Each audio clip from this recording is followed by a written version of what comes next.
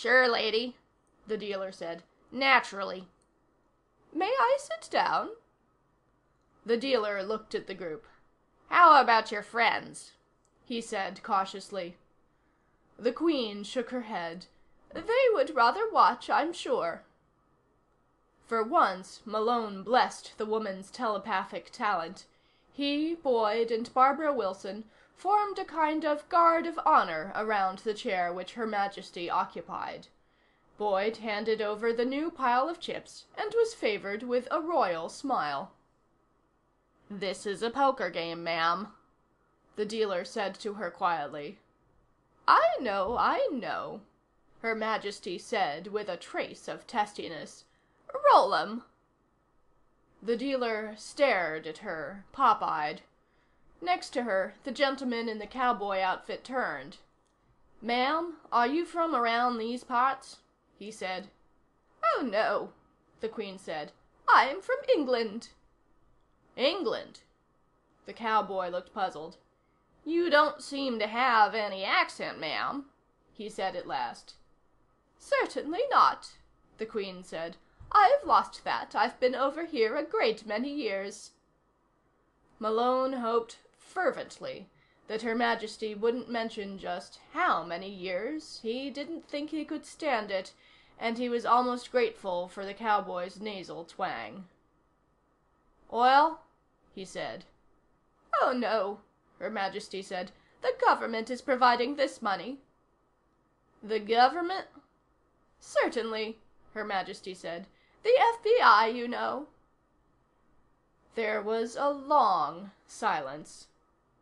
At last, the dealer said, "5-card draw your game, ma'am?" "If you please," Her Majesty said. The dealer shrugged, and apparently commended his soul to a gambler's god. He passed the pasteboards around the table with the air of one who will have nothing more to do with the world. Her Majesty picked up her hand.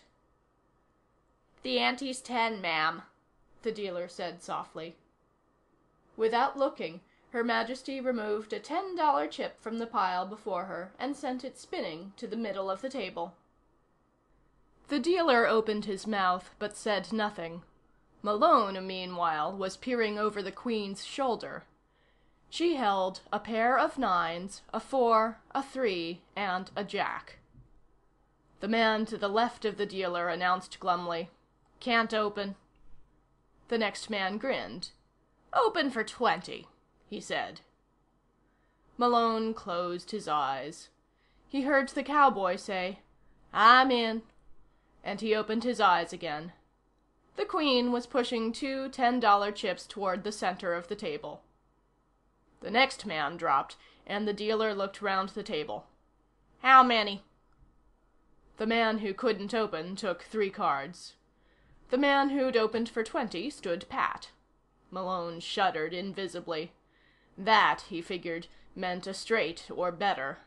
And Queen Elizabeth Thompson was going in against at least a straight with a pair of 9s, jack high. For the first time, it was borne in on Malone that being a telepath did not necessarily mean that you were a good poker player. Even if you knew what every other person at the table held, you could still make a whole lot of stupid mistakes. He looked nervously at Queen Elizabeth, but her face was serene. Apparently she'd been following the thoughts of the poker players and not concentrating on him at all. That was a relief. He felt, for the first time in days, as if he could think freely. The cowboy said, "2," and took them. It was Her Majesty's turn. "I'll take 2," she said, and threw away the 3 and 4. It left her with the 9 of spades and the 9 of hearts and the jack of diamonds. These were joined in a matter of seconds by 2 bright new cards, the 6 of clubs and the 3 of hearts. Malone closed his eyes. Oh well, he thought. It was only $30 down the drain. Practically nothing. Of course, Her Majesty dropped at once. Knowing what the other players held, she knew she couldn't beat them after the draw. But she did like to take long chances, Malone thought miserably. Imagine trying to fill a full house on one pair. Slowly, as the minutes passed, the pile of chips before Her Majesty dwindled. Once Malone saw her win with 2 pair against a reckless man trying to fill a straight on the other side of the table. But whatever was going on, Her Majesty's face was as calm as if she were asleep. Malone's worked overtime. If the Queen hadn't been losing so obviously, the dealer might have mistaken the play of naked emotion across his visage for a series of particularly obvious signals. An hour went by. Barbara left to find a ladies' lounge where she could sit down and try to relax. Fascinated in a horrible sort of way, both Malone and Boyd stood, rooted to the spot, while hand after hand went by, and the $10,000 dwindled to half that, to a quarter, and even less. Her Majesty, it seemed, was a damn poor poker player. The ante had been raised by this time. Her Majesty was losing $100 a hand even before the betting began, but she showed not the slightest inclination to stop. "We've got to get up in the morning," Malone announced to no one in particular, when he thought he couldn't possibly stand another half hour of the game. "So we do," Her Majesty said, with a little regretful sigh. "Very well then, just one more hand." "It's a shame to lose you," the cowboy said to her quite sincerely. He had been winning steadily ever since Her Majesty sat down, and Malone thought that the man should, by this time, be awfully grateful to the United States government. Somehow he doubted that this gratitude existed. Malone wondered if she should be allowed to stay for one more hand.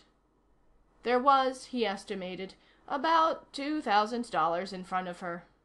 Then he wondered how he was going to stop her. The cards were dealt. The first man said quietly, "Open for 200. Malone looked at the Queen's hand. It contained the ace, king, queen, and 10 of clubs, and the 7 of spades. Oh no, he thought, she couldn't possibly be thinking of filling a flush. He knew perfectly well that she was. The second man said, "And raise 200. The Queen equably tossed, counting, Malone thought, the ante, 500 into the pot. The cowboy muttered to himself for a second, and finally shoved in his money. "I think I'll raise it another 500, the Queen said calmly. Malone wanted to die of shock. Unfortunately, he remained alive and watching. He saw the last man, after some debate internal, shove a total of $1,000 into the pot. "Cards," said the dealer. The first man said, "1." It was too much to hope for, Malone thought. If that first man were trying to fill a straight or a flush, maybe he wouldn't make it. And maybe something final would happen to all the other players. But that was the only way he could see for Her Majesty to win. The card was dealt. The second man stood pat, and Malone's green tinge became obvious to the veriest dunce. The cowboy, on Her Majesty's right, asked for a card, received it, and sat back without a trace of expression. The Queen said, "I'll try one for size."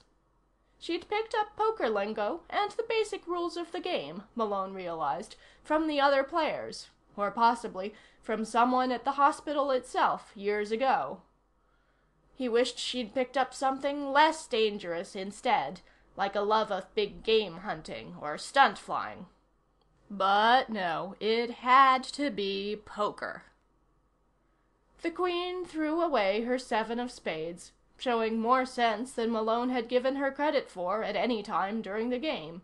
She let the other card fall and didn't look at it.